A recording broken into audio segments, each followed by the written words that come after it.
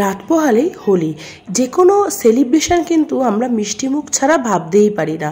যেখানে রঙের উৎসব, চারিদিকে রঙিন হয়ে যাওয়ার মতো পরিস্থিতি, সেই জায়গায় গিয়ে আমার হেসেল থেকে কেন মিষ্টি একটা কোনো রেসিপি আসবে না, এই ভাবতে ভাবতেই আমি ভাবলাম চলো তাহলে একটা মিষ্টি রেসিপি আজকে তোমাদের সাথে শেয়ার করা যাক। একদম সিম্পলভাবে আমরা কিভাবে সিমুই বানাতে পারি।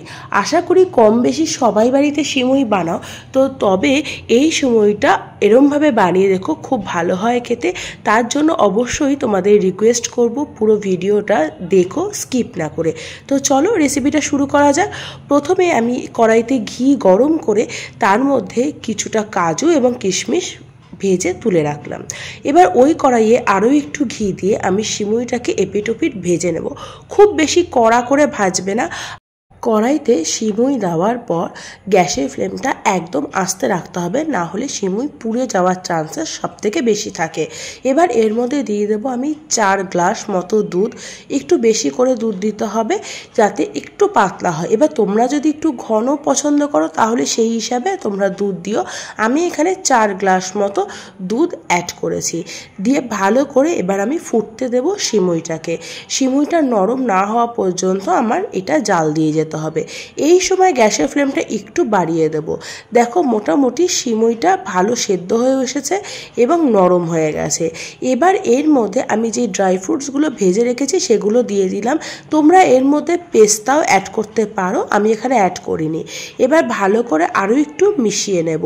আমাদের সিমুই তৈরিতে যে যে উপকরণের দরকার মোটামুটি সব দেওয়া হয়ে গেছে। এবার এটা ফুটে উঠলে আমরা দিয়ে দেব 1 কাপ মতো চিনি মিশিয়ে ভালো করে ফুটতে দেব। এবার আমাদের বাড়িতে একটু মিষ্টিটা কম খায় বলে আমি একটু কম অ্যাড করেছি।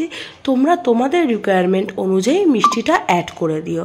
ব্যাস আমাদের রেডি হয়ে গেছে সিমুইয়ের পায়েস। আমি একটু পাতলা রেখেছি যাতে পরবর্তীকালে এটা না একটু ঘন হয়ে যাওয়ার চান্সেস থাকে। তো দেখো কি সুন্দর হয়েছে দেখতে, খেতেও কিন্তু খুব ভালো হয়েছিল। এবার আমি এটাকে সার্ভ করে নেব। তোমরা চাইলে এটা ফ্রিজে রেখে ঠান্ডা ঠান্ডাও সার্ভ করতে পারো। আর কালকে যেহেতু হোলি, এই হোলিতে ঠান্ডা ঠান্ডা ফ্রিজে রাখা সিমুই কিন্তু দুর্ধর্ষ লাগবে। আর যেহেতু একটু গরমের ভাব পড়ে গেছে, একটু না বেশ ভালোই গরমের ভাব পড়েছে, তো আশা করি এই ঠান্ডা ঠান্ডা সিমুই তোমাদের সবার খুব ভালো লাগবে। তো রেসিপিটা কেমন লাগলো আমাকে অবশ্যই কমেন্ট করে জানিও। ভালো লাগলে লাইক, শেয়ার অ্যান্ড সাবস্ক্রাইব করতে ভুলো না। তো এরমভাবে কারা বানিয়েছো তারাও আমাকে কমেন্ট করে কিন্তু জানাতে ভুলো না। তো আজ আসি, দেখা হচ্ছে পরের একটা নতুন রেসিপি নিয়ে। তো bye bye and keep watching হেসেল কাহিনী।